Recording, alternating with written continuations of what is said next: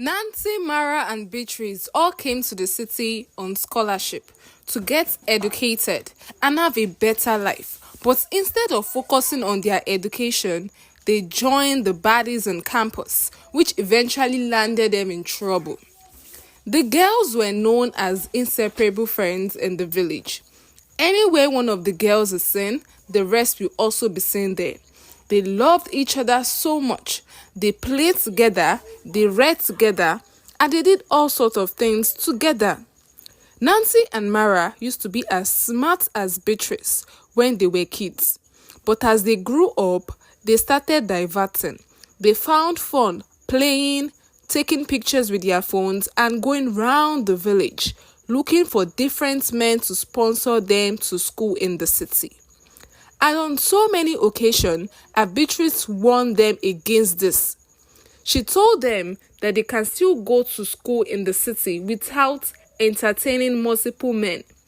We can get a scholarship, she would tell them. But her friends didn't pay attention to her at all. They didn't want to wait so much for the scholarship before they go to the city. They were so eager to see how the city life is.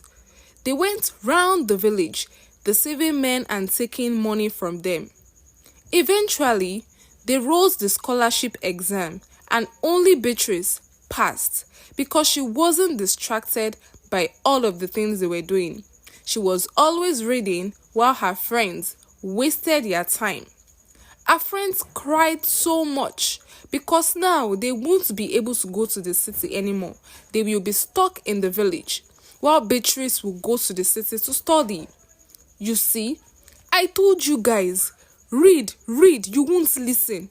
You'll be going after all these men that have nothing to offer. Now, see what has happened. What will you people do now?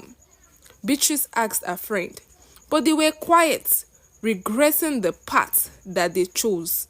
They cried so much, and Beatrice couldn't even celebrate her own win. She started pitying her friends. She felt so bad for them. They will be separated, and they've been together since they were kids.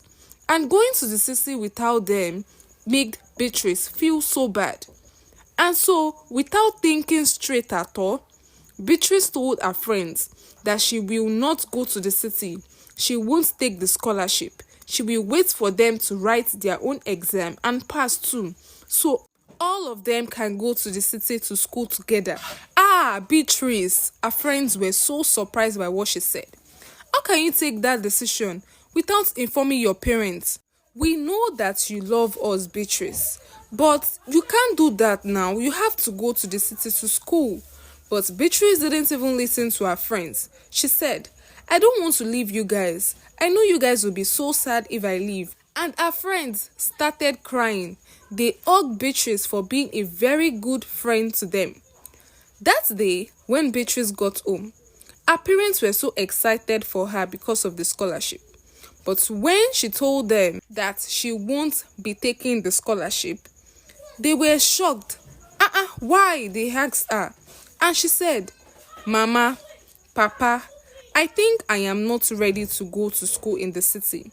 I want to use this year to learn how to sew clothes, to learn fashion designing, so that when I go to the city, I won't have to be calling you all the time if I want to eat. I don't want to be disturbing you people. I'll be sewing for people over there in the city and I'll be making money. That idea sounded like a very good one to her parents. Once again, they were super proud of their daughter for being so matured. Beatrice didn't tell her parents that the reason why she won't be taking the scholarship is because of her friend's failure. She learned fashion designing during that period. The next year came and the girls wrote the scholarship examination again. Unfortunately, this time all of them passed. They all packed their load and went to school in the city. Nancy and Mara thanked Beatrice for being a very good and supportive friend to them. It's nothing now. What are we friends for, guys? I know that if it was me in that position, you people would have done the same thing for me, right? Beatrice said to her friends, and they just smiled without responding. The girls started attending classes. They had a reading timetable.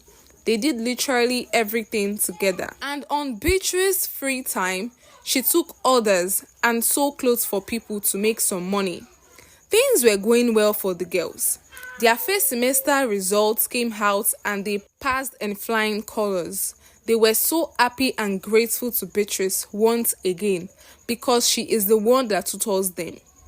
If only Mara didn't get too curious one day, then things would have been so good for the girls. One fateful afternoon, Mara had a class for a separate course that she takes alone without the girls. She went and she was sitting patiently for the lecturer to come to class. But then this group of girls were talking and they were bragging about the amounts of money that they made in the club the previous night. And one of the ladies goes, I make close to $5,000 yesterday in the club and I didn't even do much. All I did was rock that guy that was behind me, yeah? The amount is paid was $5,000. The other lady shouted, just like that. Girl, you're so lucky. Because me, I went in with that guy and all he paid me is just $3,000. Mara couldn't believe her ears. The amount of money the girls were calling just, big money, she said in her mind.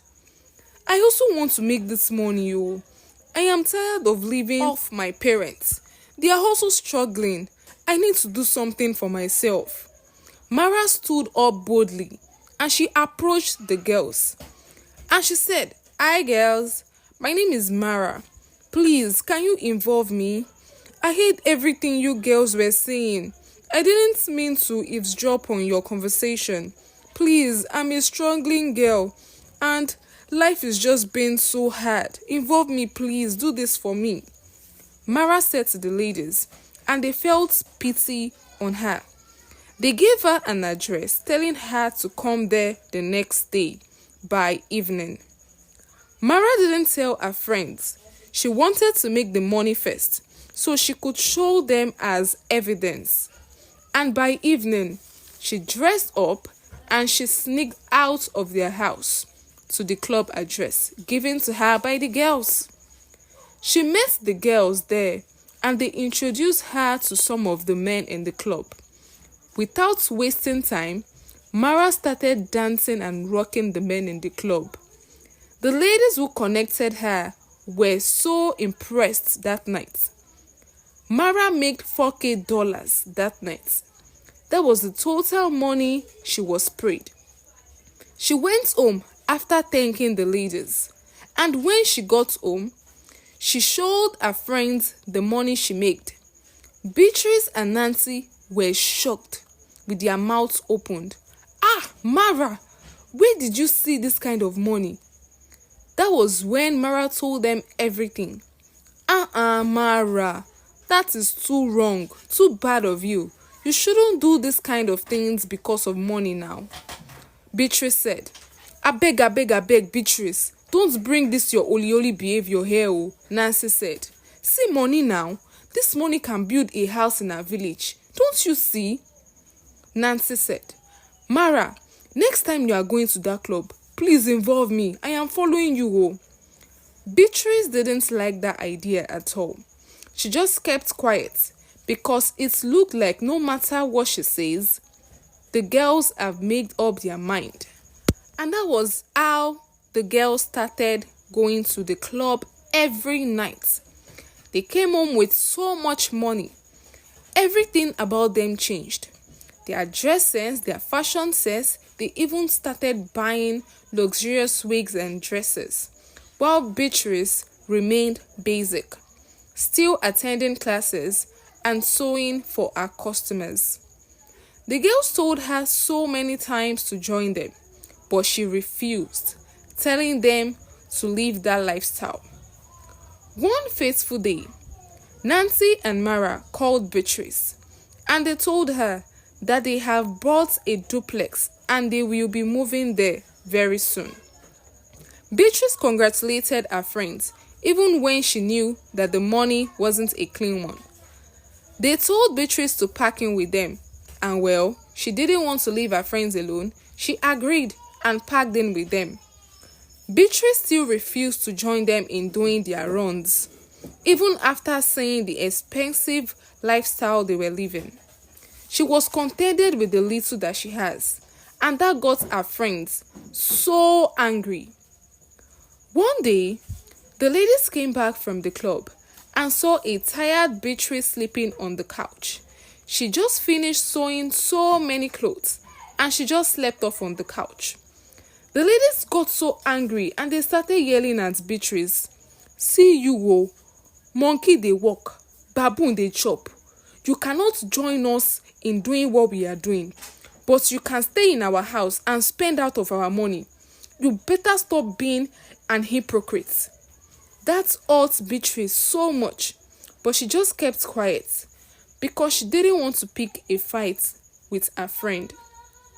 One day, something bad happened to Beatrice. She suddenly received a call that says that her father fell down from a very long tree and he broke his back.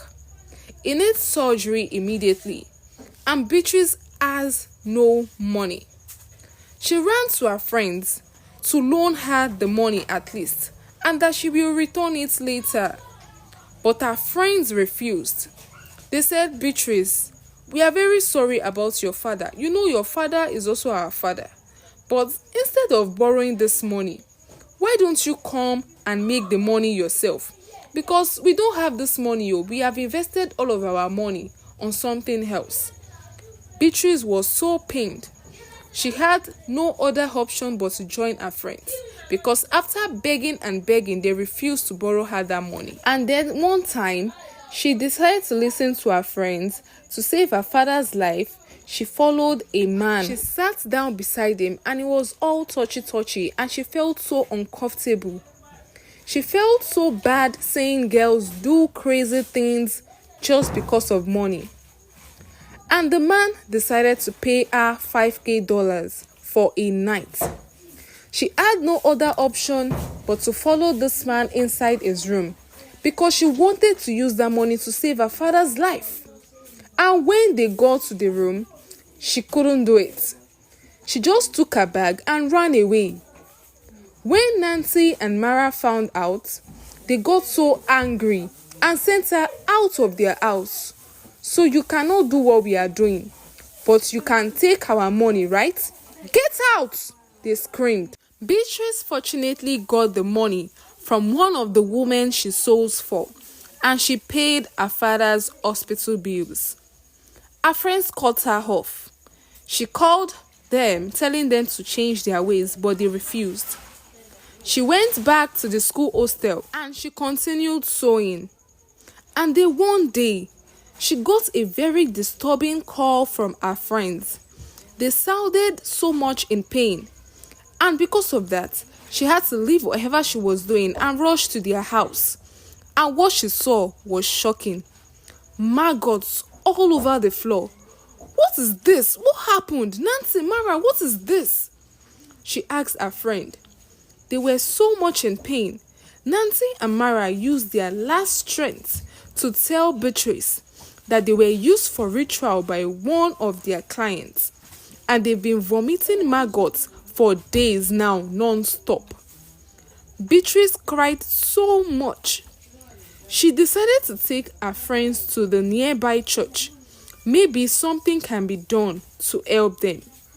But unfortunately for the girls, before they got to the church, they gave up. They died. Beatrice cried so much. She shouted in pain. She couldn't believe it.